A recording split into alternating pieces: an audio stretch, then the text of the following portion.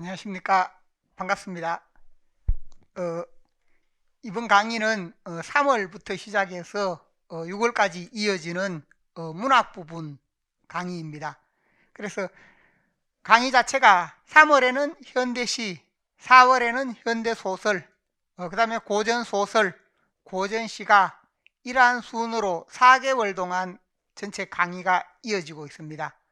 3월 부분은 현대시 부분입니다. 현대시 부분인데 우리 교재 부분을 먼저 말씀을 드리면 교재 부분은 이 부분인데 원래 개정을 하려고 했는데 현대시, 현대소설 등에 해당되는 부분이 지금 저작권 부분 문제로 인해서 이 부분이 좀 금액 산정되는데 저작권 협회가 다른 곳에 일을 맡기다 보니까 너무 과다하게 이걸 책정을 해서 책을 내는 사람들이 아직 그 기준이 명확하지 않아서 그래서 제가 그걸 시도를 하다가 원래는 개정을 해야 하는데 개정을 하지 못했습니다.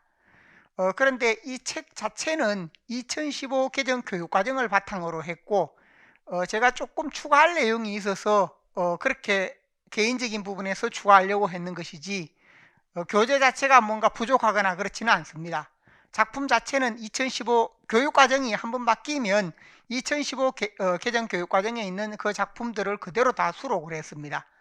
그래서 시대 흐름에 따라서 가끔씩 보면 EBS 교재라든지 이런 부분에서 안 다루어지던 작품이 다루어진다든가 그래서 그런 부분들이 있기 때문에 그런 부분들의 경우에 제가 따로 이렇게 해서 영상 강의 부분을 통해서 다른 작품들로 다루었습니다. 그래서 그런 점을 참고를 하시면 되겠고 참고로 우리가 작년 시험에 현대시의 경우만 따져보면 현대시나 현대소설에서 작년 문학 부분 모든 문제는 제 교재에서 대부분 다 나왔습니다. 한 작품 없었던 부분이 바로 이청준의 그 잔인한 도시 그 부분이었습니다. 근데 그 부분은 어느 책에도 실리지 않았습니다. 그 작품 자체가 그러니까 다른 참고서나 책에서도 없었던 부분이고 새롭게 나온 그런 작품이었습니다. 그래서 제가 이청준도 중요하다라고 생각을 해서 실제 소설 강의에서 보면 이청준의 경우에 눈길이라든지 아니면 몇몇 작품을 다루었습니다.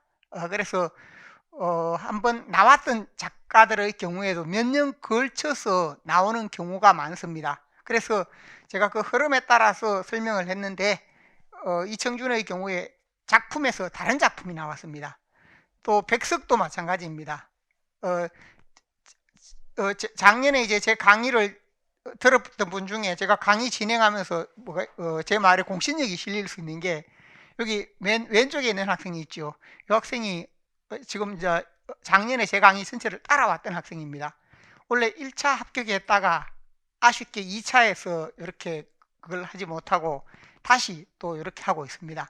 그러다 보니까 제가 중요하게 말했다든가 제가 했는 부분에 대해서 이 학생이 듣고 있습니다. 그러니까 제가 그 한 내용이나 아니면 다룬 내용에 대해서 제가 거짓말을 할 수 없는 상황입니다. 작년에 제가 문학, 문법, 구교육 다 다루면서 이 학생이 전체를 다 그렇게 따라왔습니다. 혹시 여러분이 제 강의 자료에서 아실지 모르겠는데 2021년 시험에 2021년 대비 시험에 점수가 44.67로 나왔습니다. 그래서 그 부분을 저한테 이렇게 처음에 보내서 해보니까 좀 답안서기 부분이 이게 많이 부족했습니다. 근데 한 해 만에 엄청 이렇게 노력을 했고 정말 열심히 했습니다. 그래서 열심히 해서 나중에 많이 상승을 해서 작년에 어쨌든 그 점수가 66점 정도로 이렇게 해서 상승이 되었고 그래서 1차에 합격을 했는데 2차에 아쉽게 되었습니다.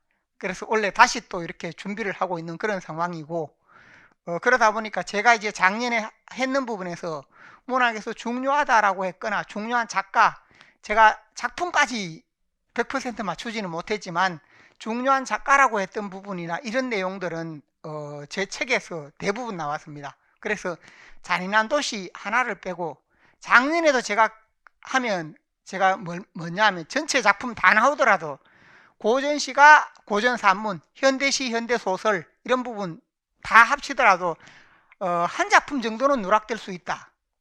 그렇지만 제가 현대시의 경우에도 영상 강의에서 구성 방법에 대한 영상 강의가 있습니다. 구성 요소에 대한 감상 방법 조금 뒤에 다시 설명을 할 텐데 그에 해당되는 부분 등을 통해서 다 보완이 되고 있고 현대소설도 마찬가지입니다. 다른 내용을 통해서 다 보완을 하고 있습니다. 그래서 그런 면이 있기 때문에 여러분들이 제 강의를 들으면서 일단 강사나 강의 교재에 대한 신뢰성이 있어야 믿고 공부를 할 수 있습니다. 그래서 제가 그 점을 말씀드리기 위해서 앞에 왼쪽에 있는 분 말씀을 드렸습니다.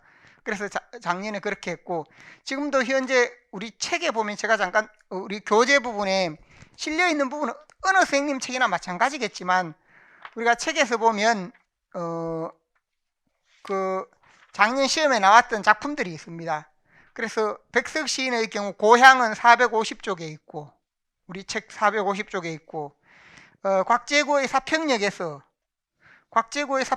부분은 837쪽에 있습니다. 물론 어느 선생님 책에나 이 부분이 대부분 담겨 있으리라고 생각을 합니다. 그런데 제 책에서는 이 부분들이 있었고 그 다음에 문제풀이 자료 이건 여러분이 없을 텐데 문제풀이 부분에서 335쪽에 보면 은수저가 있었습니다. 은수저 부분을 따로 묶어서 문제로 제시했는데 은수저의 경우 작년에 이 책입니다. 문제풀이 335쪽에 뭐가 있었는가 하면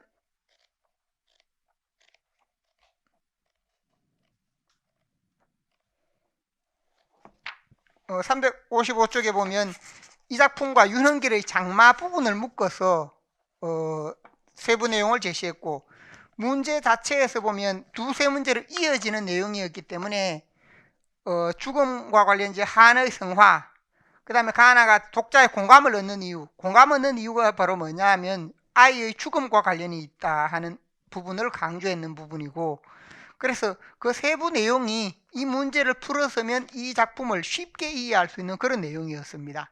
그래서 현대 소설 부분에는 소설에서 다시 설명하겠지만 이렇게 해서 기본적으로 보면 책에 실려있는 작품이거나 또는 책에 만약에 안 실린 경우에도 중요한 부분은 문제풀이에서 다뤄집니다. 그래서 올해도 마찬가지인데 이게 작년 문제풀이 현대시 현대소설입니다. 그래서 이게 전체가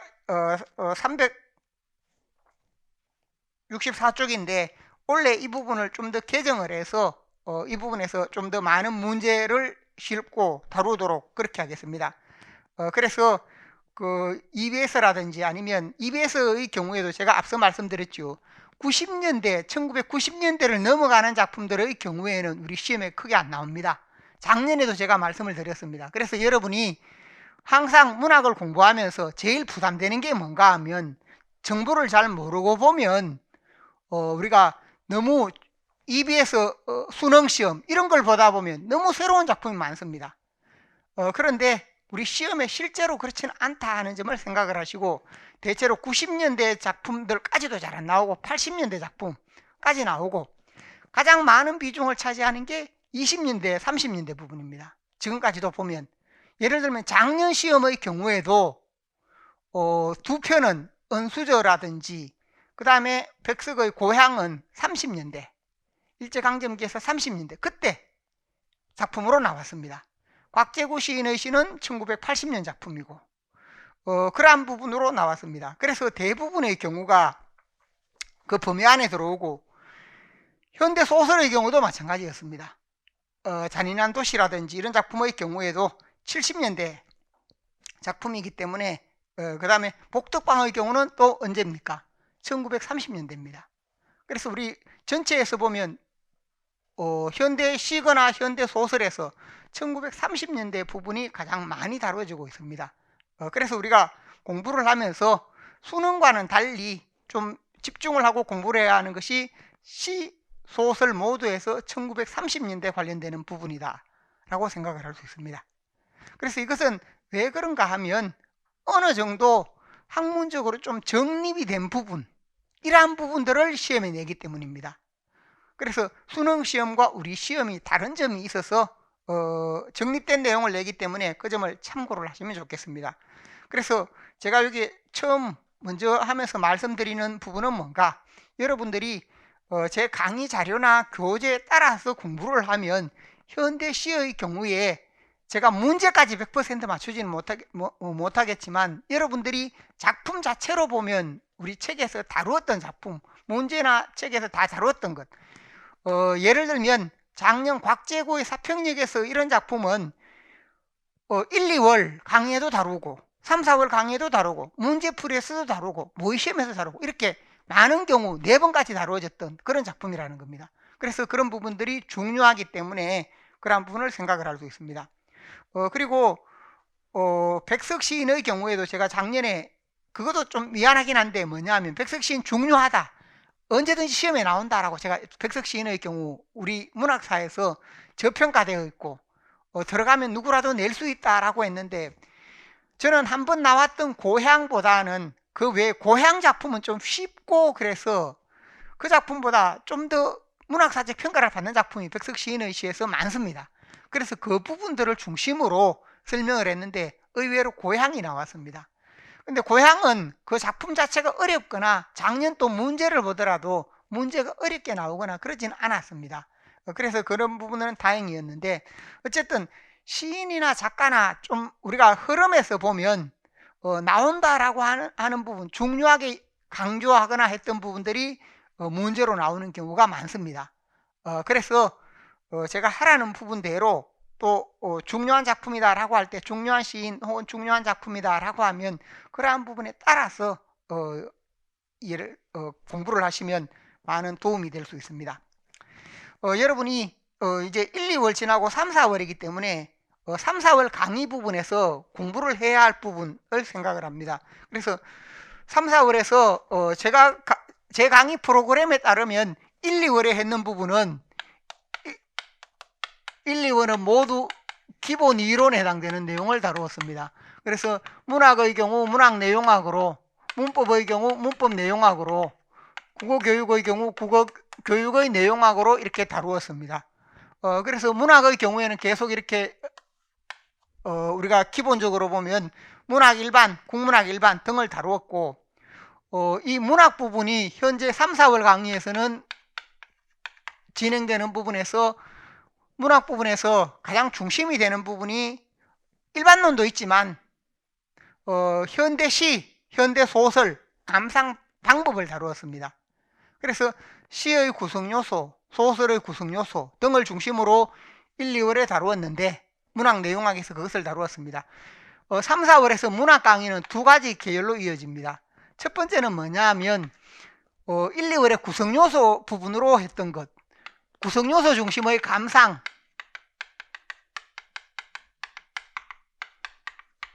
감상은 영상 강의로 이어지고 있습니다. 영상 강의로 이어지고 있으니까 이 부분의 경우에 1, 2월 우리 책이 있었죠. 1, 2월 책에 있는 그 내용 부분에서 현대시의 구성 요소들이 있습니다. 그래서 우리가 문학 부분은 양방향으로 공부를 해가야 되는데, 하나는 문학사 흐름에 따라서 진행하는 부분이 있고 문학사 흐름, 유파 등에 따라 진행할 필요가 있고, 또 하나는 구성요소 중심으로서 어떻게 감상하는가 부분을 할 수 있는데, 이 부분은 영상 강의로 지금 이루어져 있습니다. 그래서 이것은 여러분들이 영상을 신청을 하면 됩니다. 이 직강을 들으면서 영상을 신청해서 들으면 그 부분이 열리니까 그렇게 하시면 되겠고, 그다음에 현재는 문학사 흐름을 중심으로 해서 문학사나 유파의 흐름, 문학사 유파 시인의 흐름을 통해서 우리가 작품에 대해서 감상하는 부분, 직강에서는 이 부분이 주로 다루어집니다. 그래서 이 부분, 강의 부분을 들으시면 되겠고, 그 다음에 문학사의 경우에는 이게 문학사와 관련되는 부분의 강의가 있습니다. 문학사 강의, 이렇게 해서 문학사 흐름에 해당되는 부분, 이 강의 내용이, 이 부분은 영상이고 이 부분도 영상으로 제공이 되는데, 이게 내용 자체는 우리가 같은 교육 과정이기 때문에 똑같은 내용입니다. 그래서 제가 이것은 그 지지난해 강의했는 내용인데 그 내용 자체는 지금 현재 그대로 적용이 되는 부분입니다. 그래서 요점을 바탕으로 하시고 이 부분은 현재 직강으로 이 부분이 다뤄진다라고 생각을 하시면 됩니다. 그래서 여러분이 강의를 들어야 할 내용이 좀 많은데 현재 그래도 직강으로 이루어지는 이 부분에서 이 부분 강의에 중점을 두고 그래서 흐름을 잘 이해하면서 보면 그 작품의 의미나 내용도 쉽게 이해할 수 있습니다. 그러니까 비슷한 시기면 같은 시기면 비슷한 내용으로 나오는 작품들이 많다는 겁니다. 그러니까 그 점을 고려를 하시면 좋겠습니다. 그래서 현재 이 부분으로 이루어지는데 3, 4월에 현대시, 현대소설, 그 다음 고전시가의 경우도 마찬가지입니다. 고전시가도 적용되는 부분은 문학사, 그 다음에 갈래, 하위 갈래, 그 다음에 작품 이런 식으로 해서 이어지는데 3, 4월 여러분이 공부해야 할 내용이 제일 많습니다. 왜냐하면 현대시, 현대소설 등이 이루어지기 때문입니다. 그래서 여러분이 여기에 해당되는 내용 이 부분 영상 강의로 이 부분도 영상 강의로 꼭 신청을 해서 들으시기 바랍니다. 그 다음에 문법의 경우에는 제가 1, 2월 강의 기본적인 부분으로 했는데 이 부분이 그 패키지로 듣는 분들은 다시 들을 수 있도록 그래서 기본적으로 보면 중복해서 듣는 부분으로 제시를 해줬습니다. 그러니까 함께 이렇게 공부를 해가시면 좋겠습니다. 그 다음에 특강에서 보면 기출문제 풀이 현재 이루어지는 게 기출문제 9개년 기출 이렇게 해서 3, 4월은 현재 여러분 책을 갖고 있죠. 3, 4월의 경우에 앞에 여기 아마 복사집에 가면 있을 겁니다. 아니면 여기 아래에 있든지 3, 4년 9개년 기출 특강이 있습니다. 이 9개년 기출 특강 부분은 우리가 그 내용에서 보자면 서다평으로 바뀐 부분의 모든 문제 부분을 유형별로 모아놓은 겁니다. 문제를 유형별로 모아서 그렇게 책이 제시가 되어 있기 때문에 우리가 유형을 잘 알고 접근을 하면 문제들이 한 해마다 나오는 문제들은 다양해 보이는데 다 다른 것 같은데 유형으로 접근하면 그 유형들을 쉽게 파악을 할 수 있습니다. 그래서 9개년 기출문제 부분은 특강 형태로 이렇게 진행을 하는데 수업에서 제가 4시 반까지 이 강의를 진행을 하고 4시 반에서 5시 사이에는 그때는 시험을 먼저 칩니다. 그래서 시험을 쳐서 매주 그 10점 정도 비중으로 해서 시험을 치고 답안 작성을 체크하기 위한 겁니다. 매주 시험을 치고 그 다음에 다시 기출문제 특강 강의로 진행을 하는 형태로 이렇게 강의를 진행을 하려고 하고 있습니다. 그래서 그 흐름에 따라서 여기서는 9시 반부터 4시 반까지 그 다음에 4시 반부터는 잠시 쉬었다가 그 시험을 먼저 치고 그리고 나서 강의를 진행하는 형태로 그리고 시험지는 제가 매주 걷어가서 이렇게 첨삭을 해서 나중에 돌려드립니다. 그럼 여러분들이 그 부분을 보고 답안 첨삭된 부분을 보고 여러분 답안지라든지 이런 부분들에서 장단점을 파악을 하고 또 답안 작성을 고쳐갈 수 있도록 제가 문제 파악 부분 아주 강조합니다. 1, 2월 제 강의를 들은 분들은 잘 아시겠지만 제가 1, 2월부터 답안 작성 특강을 통해서 답안을 어떻게 작성해야 하는가 하는 것을 아주 강조를 했습니다. 그래서 앞으로도 마찬가지고 여러분도 지금 이제 답안을 첨삭을 하게 되면 첨삭을 처음 하게 되는 분도 있을 수 있고 또 이렇게 여러 번 해본 분도 있을 수 있습니다. 근데 그 부분을 문제 파악과 답안 쓰기 연습이 계속 되어야 여러분들이 실제 시험에서 높은 점수를 받을 수 있습니다. 그래서 그 점도 계속 강조를 하는 부분이니까 이 점을 참고하시기 바랍니다. 그래서 이 부분이 3, 4월에서 이 강의 부분으로 이어지니까 여기 중복되는 부분을 통해서 이것은 문법이나 국어교육은 기본 이론을 잘 익히고 적용하는 부분.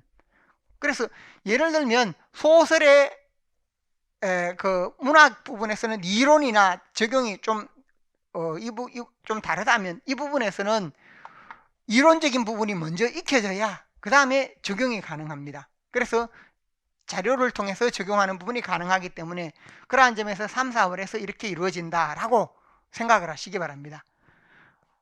그렇게 이루어지고, 그 다음 5, 6월의 경우에는 고전 문학 부분, 이런 부분들은 고전 부분으로 이루어지고, 고전도 역시 문학사 강의는 똑같습니다. 이 부분은 또 영상으로 이루어집니다. 고전에 오면 구성요소 중심 강의는 없으니까 참고를 하시면 되겠고, 그 다음에 이 부분들의 경우에도 이론 강의는 이 부분으로 이어지고, 여기에서 이제 그 제시했는 부분이 기출 특강, 기출 부분에서 3, 4월은 문학이 이루어졌는데, 여기에서는 문법, 한 달은 문법, 한 달은 국어교육, 이런 부분으로 기출 분석이 이루어집니다. 그래서 현재 여러분이 가진 책 부분은 문학만 되어 있죠. 문학만 되어 있는데, 이 부분이 뒤에 가면 문법이나 국어교육 부분, 이렇게 해서 5월달이 되면 여기 기출 특강으로 이렇게 이루어지고 있습니다. 그래서 기출 부분 특강도 제가 나름대로 여러분들이 책으로 잘 편집을 해놨습니다. 이 부분의 경우에도 원래 책으로 내려고 했는데, 현대 부분의 경우에 그 부분 자체가 앞서 말씀드렸듯이 이게 지금 뭐냐면 그 작품을 이렇게 하게 되면 저작권 문제로 인해서, 그래서 임시로 이런 형태로 원래는 이렇게 할 수밖에 없었습니다. 그래서 이 부분을 잘 활용을 하면 여러분들이 유형이 어떻게 제시가 되어 있다라는 것을 쉽게 파악을 할 수 있습니다. 그러니까 책자로 만들어진 부분은 그만큼 잘 짜여져 있습니다. 여러분이 이 점을 고려해서 이렇게 하시면 되겠고, 7, 8월은 전체적으로 가면 문제풀이를 합니다. 7, 8월은 문제풀이 중심으로 해서 원래 새로 만들어서 문학 부분 문제풀이, 그 다음에 문학 부분 문제풀이 하루, 그 다음에 7, 8월에서는 국어교육과 문법 문제풀이, 이렇게 해서 하루, 이렇게 해서 강의가 이어지고, 그 다음에 9, 10월은 모의시험으로 이어집니다. 그래서 전체적으로 보면 우리가 이론에서 다루어졌던 부분이 문학 중심으로 보자면 여기에서 한번 다시 다루어지고, 이 부분에서 최소한 한 번 혹은 한두 번 다루어지고, 여기에서 7, 8월에 문제풀이에서 다시 한번 다루어지고, 그 다음에 모의시험에서 중요한 부분 다시 한번 다루어지는 형태로 이렇게 우리 강의가 계획이 되고 이어지고 있습니다. 그렇기 때문에 문학 부분의 경우에 제가 원래 강의하면서 작년에 했는 부분도 있지만 또 새롭게 추가하는 내용이나 보완할 내용 등을 포함을 해서, 근데 이게 워낙 제가 이렇게 꼼꼼하게 작품들을 많이 했기 때문에 문제풀이에서 이제 살펴보고 EBS 교재라든지 이런 경우에 실려있는 작품 중에 제가 안 다룬 작품이나 아니면 EBS 교재에서 90년대 이전 작품 중에 새롭게 들어간 부분들이 있습니다. 그럼 제가 그걸 늘 검토를 합니다. 아내가 국어교사여서 아내가 또 고3입니다. 그러다 보니까 고3담임이어서 늘 그 부분을 검토를 해서 제가 필요한 내용을 보완을 해서 이렇게 문제를 만들거나, 제 책에서 만약에 없었다면 그 부분을 보완을 해서, 그렇게 해서 여러분들이 시험 준비할 때 제 자료만으로 공부를 할 수 있도록, 다른 부분을 안 보더라도 대응할 수 있도록 그렇게 이야기를 했습니다. 그래서 전체 모든 작품에서 제가 현대시, 현대소설 작품이 워낙 많기 때문에 어느 분이 들어가서 어느 부분을 건드릴지 알 수가 없습니다. 그래서 한 작품 정도는 이게 제가 못할 수가 있는데, 예를 들면 2021년의 경우에 고재종의 성숙이라는 작품이 있었습니다. 이 작품 역시 고재종이라는 시인도 좀 낯설면서 그 작품도 우리 책에는 안 실려 있는 작품입니다. 그러니까 책에 안 실린 작품이 나오면 그건 좀 어쩔 수가 없습니다. 또 작년의 경우에는 그런 부분이 이청준의 작품 중에 알려진 부분보다 병신과 머저리나 문학사에 많이 알려진 부분이 있는데 안 알려진 작품, 이런 부분이 나오면 그건 어쩔 수가 없습니다. 그러니까 이것은 저뿐만 아니라 다른 분도 아무도 안 다뤘던 그런 작품들입니다. 그렇게 되기 때문에 우리가 공부를 하면서 제가 첫 시간에 이렇게 말씀드리는 것은 뭐냐 하면, 여러분들이 제가 하는 부분에 대해서 믿고 그 다음에 또 이렇게 따라오면 충분히 이 문학 부분 잘할 수 있습니다. 그러니까 그런 마음으로 공부를 하시면 좋겠습니다. 그런데 이게 하다 보면 공부해야 할 내용이 많고 학습 내용이 많습니다. 그래서 그런 부분들이 좀 염려가 되는데, 우리가 직접 다루는 강의라든지 직강으로 지금 올라가는 부분의 경우에는 조금 현재 지금 이제 문학사 중심으로 흘러가니까 이게 더 중요합니다. 항상 문제가 문학사 부분과 연관이 되니까 이런 부분들은 좀 자세히 들으면서 하시고, 위에 이렇게 제시되는 부분들은 좀 빨리 돌리면서 이렇게 하더라도 한 2번 정도 이렇게 반복을 하거나 이렇게 하더라도 도움이 됩니다. 그래서 여러분들이 공부를 하다 보면 이런 부분들은 그래도 눈에 익은 작품들이 나오면 우리가 답안 쓰는 것은 크게 어렵지 않습니다. 그렇기 때문에 이런 부분들은 조금 빨리 돌린다라고 생각을 하시고 시간을 좀 그렇게 진행을 하면 도움이 될 것 같습니다. 그래서 빨리 돌려서 2번 정도 듣는다든지 반복해서 일상적으로 볼 때 좀 가벼운 시간에 그렇게 한다든지 그렇게 하는 것도 하나의 방법이 될 수 있습니다. 자, 그래서 우리 강의 자체는 이렇게 이루어지니까 이 점을 참고를 하시면 좋겠습니다.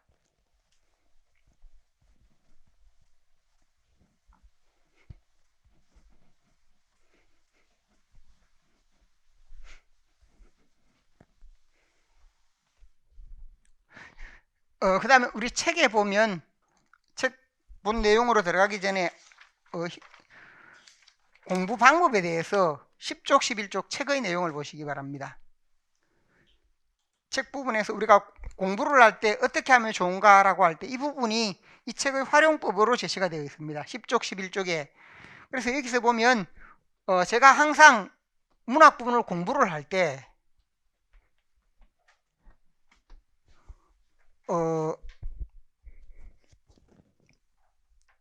항상 현대시라든지 혹은 소설을 공부 방법에서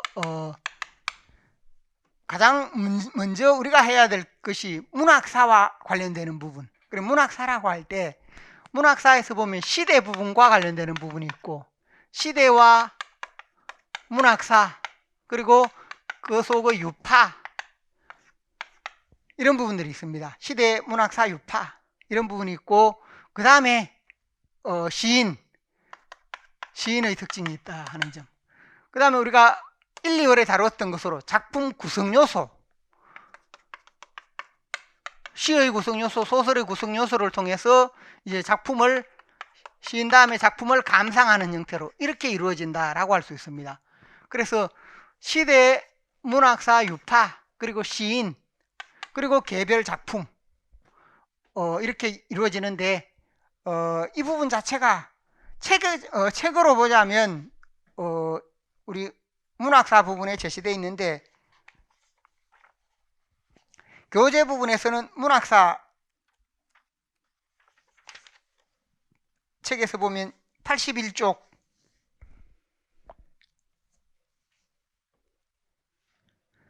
자, 현재 공부 방법을 설명하고 있습니다. 81쪽에 보면 항상 위에 출제 방향이 있고 시대가 있습니다. 문학 전반의 특징, 그리고 시가, 소설, 시가면 시가, 소설이면 소설 이런 식으로 제시가 되었고 여기는 시이기 때문에 시만 제시가 되었습니다. 시, 그 다음에 20년대 들어오면 시대, 문학, 그 다음에 20년대 시라고 했을 때 시의 유파 이렇게 해서 자유시, 상징주의, 낭만주의, 신경양파, 카프 이렇게 제시가 되어 있죠. 그러니까 여기 문학사 앞부분에 틀에 제시된 게 뭔가 항상 시대와 문학사라고 할 때 시는 시, 소설은 소설, 그 다음에 유파 이런 부분이 있습니다. 그래서 앞쪽에 이렇게 제시가 되어 있다는 겁니다. 앞쪽에 이 부분이 있어서 우리가 공부를 할 때 항상 문학사에서 우리가 20년대를 하면 20년대 그 내용을 먼저 훑어보고 그리고 나서 다루는 게 좋습니다. 그 다음에 시인들이 있다라고 했을 때 시인의 특징은 우리가 책에서 보면 각 시인마다 제시가 되어 있습니다. 그래서 예를 들어서 김동완 시인을 살펴본다라고 하면 133쪽 거기에 보면 김동완 시인에서 작가의 특징 부분이 있습니다.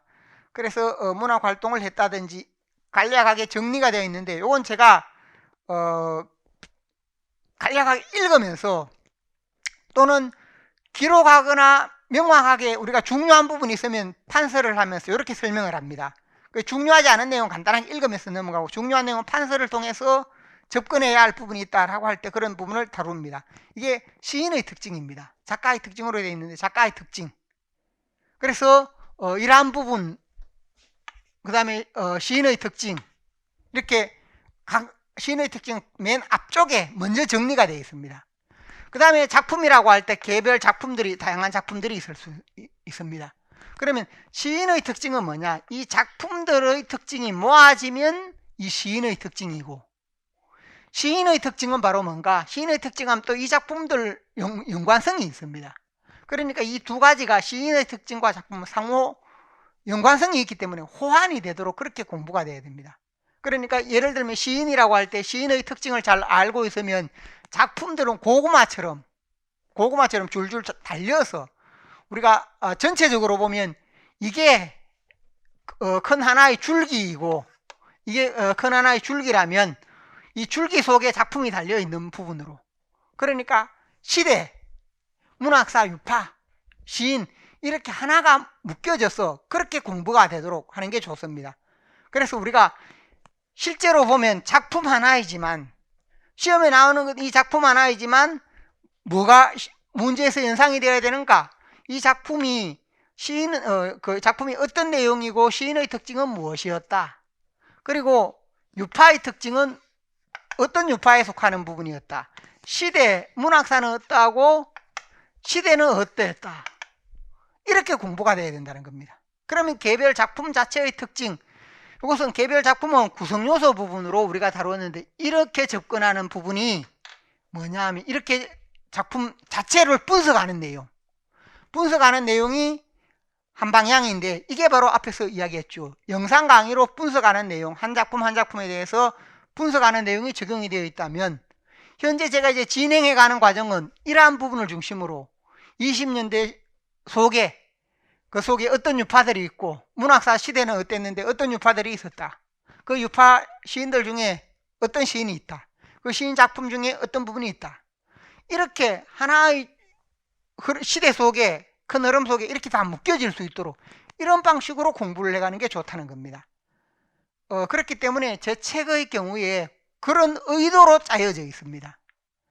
그래서 항상 여러분이 가장 먼저 공부해야 될 것은 뭐냐? 이 부분이다. 첫 번째이고, 이 부분이 제시가 되어 있고, 이 책의 내용을 간략하게 요약해 놓은 게 뭐냐 하면 문학사 도표입니다.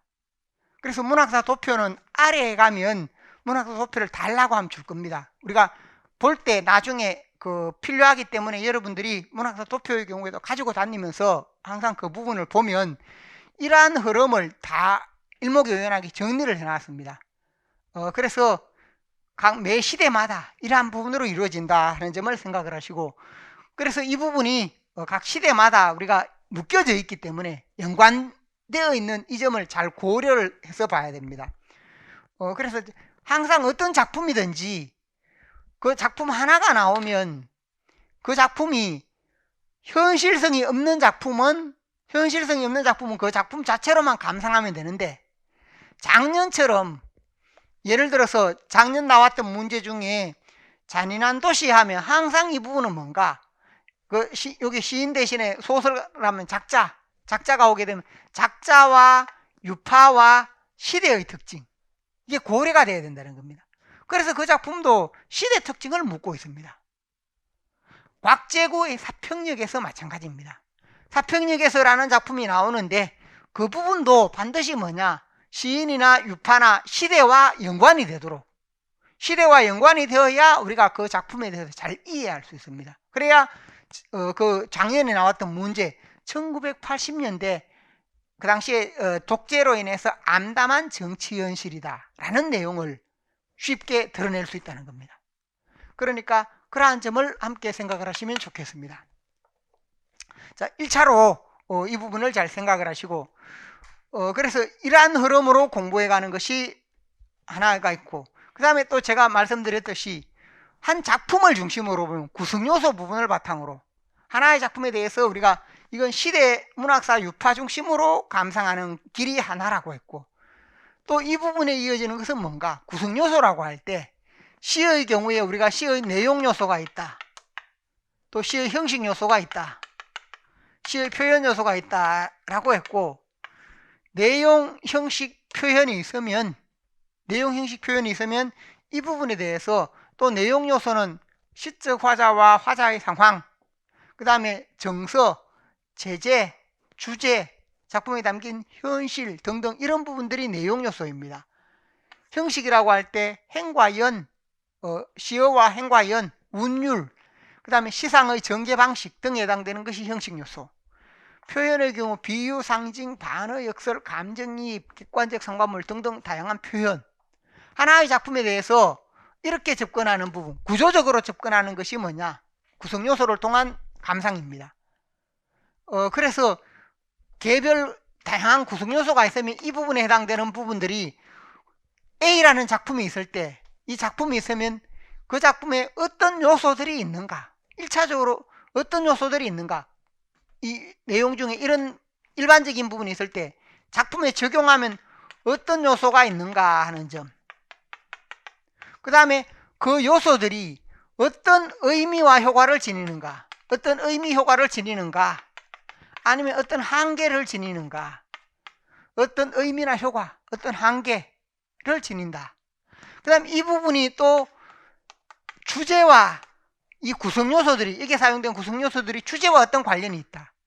이걸 알므로써 우리가 그 작품에 지니는 감동, 우리에게 감동을 주는 요소를 파악을 할 수 있습니다. 제가 1, 2월에 감상방법에서 강조했던 게 이 부분입니다. 그러니까 이 부분에 해당되는 것은 뭔가, 영상 강의에서 시의 이 구성요소 하나하나를 통해서 이것을 설명을 하고 있다는 겁니다. 그래서 우리가 문학의 경우 시, 소설 부분은 두 가지 방향으로 접근을 해야 한다. 하나는 문학사의 흐름을 중심으로 해서 작품을 이해하는 부분, 그 다음에 두 번째는 개별 작품 하나하나를 구성요소에 따라서 분석해보고 접근해보고 이렇게 하는 부분.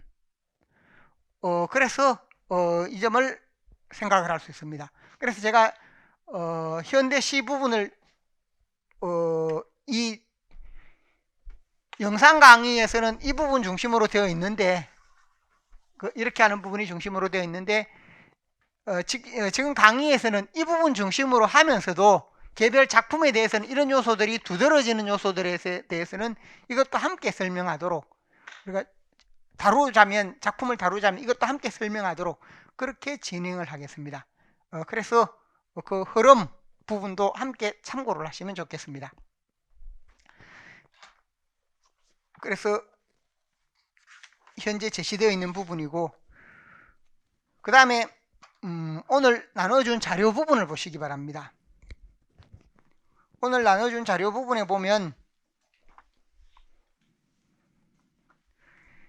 현대시 기출문제 유형 분석, 기출문제 유형, 여기는 현대시 부분 먼저 제시되어 있고, 26쪽 넘어가면 거기에는 현대소설 부분이 있습니다. 시소설 부분을 함께 묶어서 제시를 했습니다. 이렇게 기출문제 유형 분석이 앞에 먼저 제시가 되었습니다. 그래서 여기 진한 표시로 된 게 있죠. 표시가 진하게 된 것은 뭐냐 하면 이 부분은 서다평 10개년 문제입니다.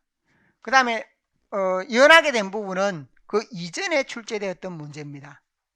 그래서 어떤 작품들이 나왔다라는 것을 바탕으로 볼 때 그걸 어떤 부분이 어떻게 나왔구나 하는 것을 알 수 있는 부분으로 현대시와 현대소설 부분이 제시가 되어 있고, 여러분이 지금 이 강의가 연동이 됩니다. 그 뭐냐면 국어 기출문제 부분에서 그 기출문제 9개년 그 책을 보시면 그 책 부분에서는 이 부분이 기출문제 책이 있죠. 여러분 가지고 있는 분이 있네요.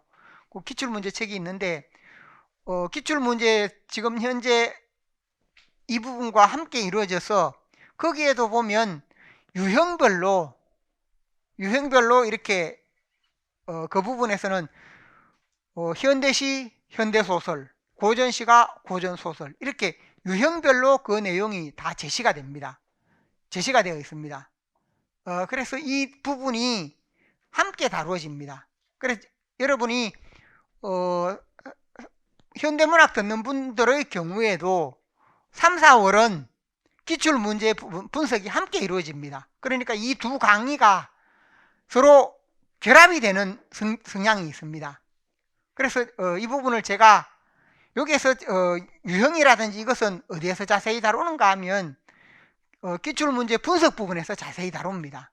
그러니까 그 강의를 함께 들으면서 하는 게 좋습니다. 제가 여기에서도 깊이 설명을 하고 또 기출문제에서 다시 깊이 설명하고 하는 것은 어렵기 때문에, 그래서 이렇게 이루어지는 부분들이 기출문제와 지금 3, 4월에 이루어지는 부분들은 3, 4월이 문학으로 되어 있죠. 그러니까 현대 부분, 고전 부분 함께 포함되지만 연관이 됩니다.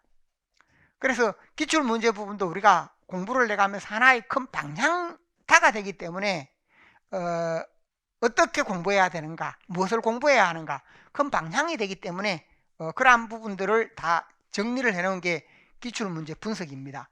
그러니까 거기에서는 다 묶어서 우리가 문제 유형을, 여기는 현대시는 시를 할 때는 시만 적용을 하고 소설을 할 때는 소설로 해놓았지만 기출문제 유형분석 책에서는 유형을 다 묶어서 시, 소설, 고전시가 고전산문, A유형 하면 A유형 속에 시, 소설, 고전시가 고전산문, B유형 속에 또 현대시, 현대소설, 고전시가 고전산문, 이러한 방식으로 제시가 되어 있습니다. 그래서 그 유형에 해당되는 것은 기출문제 특강을 하면서 다시 자세히 설명을 하겠습니다. 자, 그래서 그것을 보시면 되겠고, 그 내용이 제시가 되어 있는 부분이 있었습니다. 그래서 여기 2022년 부분까지 함께 적용이 되어 있으니까 원래 만든 자료여서 2022년까지 적용이 되어 있습니다. 그 점을 참고를 하시고, 그 다음에 자료의 10쪽, 11쪽에 넘어가면 자료의 10쪽 부분이 있습니다. 자료 10쪽에 있는 것은 뭐냐 하면 출제 연도에 따라서 출제 시인 및 작품, 출제 연도에 따른 시인 및 작품이다 라고 해서 이 내용이 있습니다. 우리가 현재까지 시험 나온 시인들을 보면 전체 39명입니다. 39명의 시인이 시험에 나왔다라고 할 수 있고, 그래서 나온 부분들이 예를 들어 백석 시인이다 하면 2022년에 나왔고 2015년, 2009년 세 번 나왔습니다. 곽재구 시인의 경우에는 사평역에서 하는 게 2022년에 나왔고, 그 다음에 임철우 소설 사평역 속의 일부가 제시되어서 2008년에 나왔습니다. 김광규는 2022년 한 번 나왔다. 고재종의 경우 마찬가지로 한 번 나왔고, 그래서 이런 부분들은 우리가 다시 이렇게 반복되지는 않습니다. 이육사, 그 다음에 이성부 시인의 벼, 이런 식으로 쭉 이어집니다. 여기에서 보면 좀 문학사적으로 의미가 있고 중요한 시인들은 계속 반복이 됩니다. 그래서 거기에 보듯이 백석이라든지 곽재구, 그 다음에 이육사, 그 다음에 김기림, 이러한 시인들의 경우, 또 김수영과 신동엽의 경우, 또 아래로 내려오면 이용학의 경우, 이렇게 해서 또 제시가 되고, 박모걸이라든지 아니면 김소월 시인의 경우라든지, 그 다음에 김영랑 시인의 경우라든지 황동규 등등 이렇게 해서 중요한 시인들은 계속해서 그 작품 그대로 나오는 경우도 있고 바꿔가면서 나오는 경우도 있고 많이 반복이 되고 있다 하는 점을 알 수 있습니다. 자, 그래서 이러한 부분들이 나왔다라고 해서 우리가 공부를 할 때, 그래서 비교적 최근에 나온 작품들은 잘 반복이 되지 않지만 그렇지만 작년에 나왔던 시인들 중에 백석이나 김광규는 또 반복이 될 수 있습니다. 왜냐하면 백석의 경우에도 고향 부분에 집중이 되었고, 지금 우리 문학사에서 현재 교과서에서 가장 많은 작품이 실려있는 시인이 백석 시인입니다. 그리고 우리가 과거에 보면 김소월 시인의 경우 작년에 나오고 올해 또 나온 경우도 있습니다.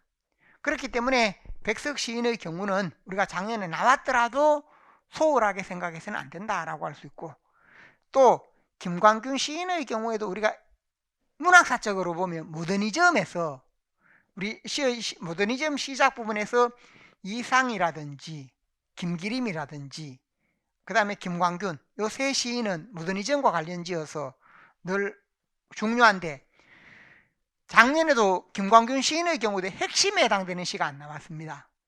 김광균 시인의 추일서정이라든지 아니면 외인촌이라든지 등등 이미지점의 상징의 핵심에 해당되는 것, 그 부분이 안 나왔기 때문에 그런 부분들은 우리가 또 여전히 살펴봐야 된다는 겁니다.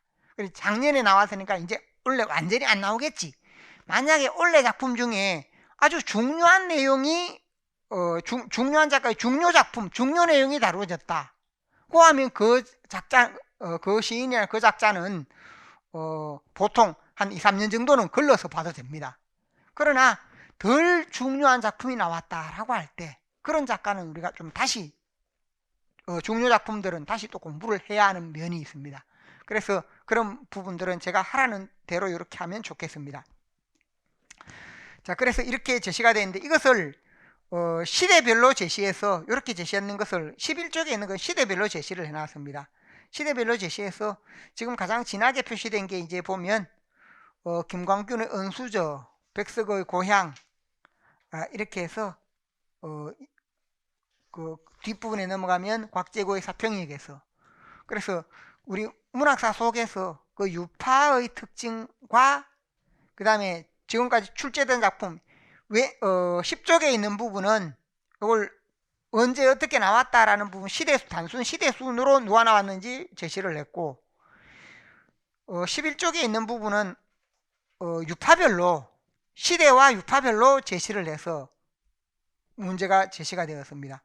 그래서 전체적으로 보면 그 내용 속에 20년대, 30년대에 해당되는 부분, 이런 부분들이 많이 나왔고, 그 다음에 뒤에 보면 70년대, 80년대 부분도 한두 작품씩 있지만 전체적으로 보면 20년대, 30년대가 반복이 된 부분이 많습니다.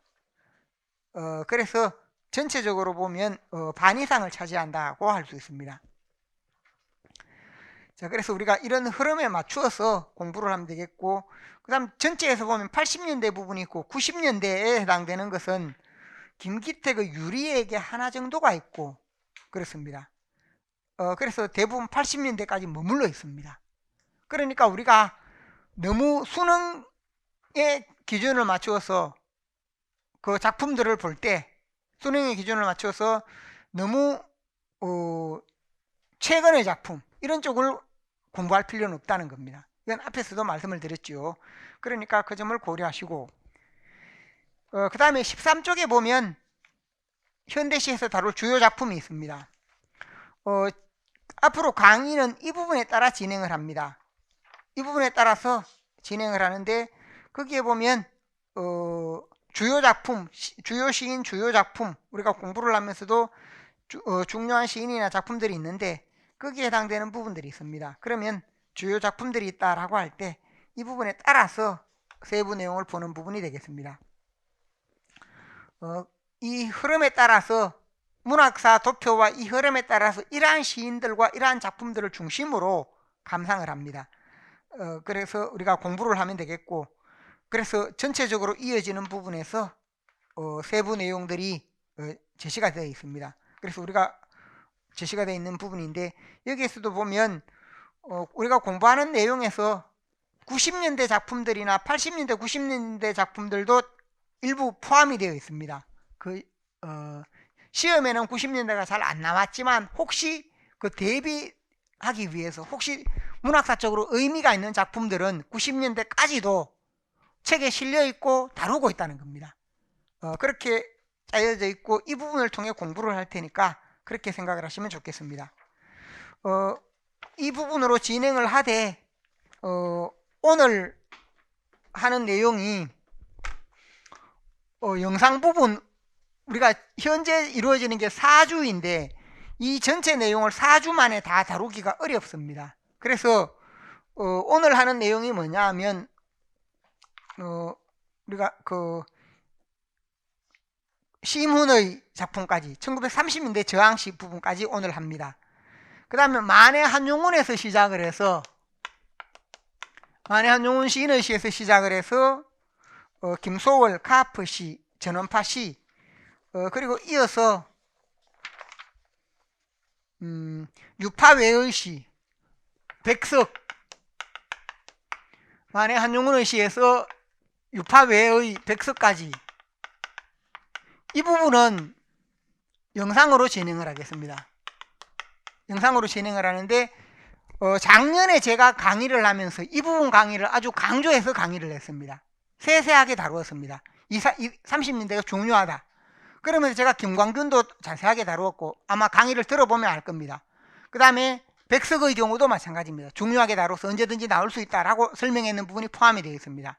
그래서 이 부분의 경우에는 지난 강의로 이렇게 해서 이루어진다. 이게 2주차, 3주차에 해당된다라고 하시면 되겠고, 오늘 하는 것이 1번이고 앞쪽에 있고 2번, 3번은 여기 영상으로 진행을 하겠습니다.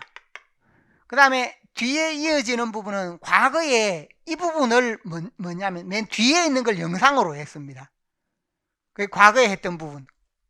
그래서 이 부분을 영상으로 했기 때문에 뒤에 이어지는 부분 이제 박목을부터 청록파부터 시작을 해서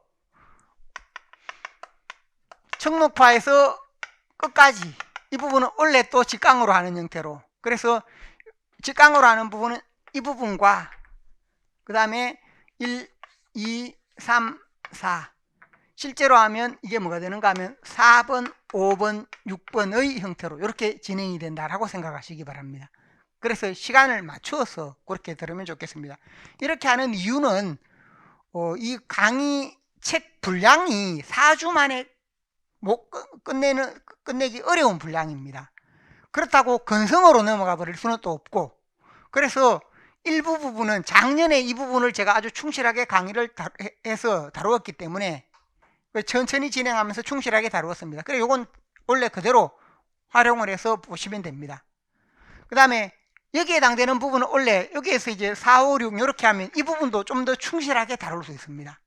그래서 이렇게 진행을 하려고 하니까 실제로 이루어지는 부분, 오늘 강의 이 부분을 설명하는 부분에 이 부분은 그대로 하고, 그 다음에 여기에서는 이 부분은 영상으로 여러분이 신청을 해서 될 수 있으면 좀 다른 부분을 집중하기보다 여기에 집중을 해서 2주 분량이니까 요걸 먼저 듣고 그 다음에 2, 3주를 듣고 나서 뒤에 이게 원래 실제로 보면 4, 5, 6인데 이 부분을 시작을 하게 되면 전체 순서에 맞게 됩니다.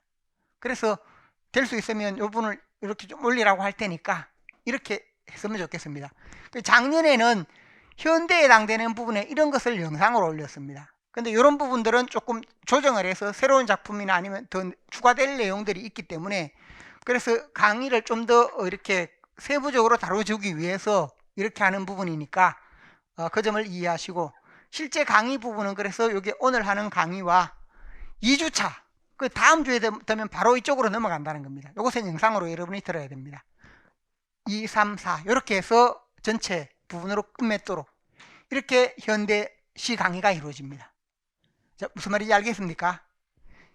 자, 이것은 그래서 영상으로 따로 제공을 할 테니까 이 부분은 듣고 그 다음에 이렇게 이어지는 형태로 했으면 좋겠습니다.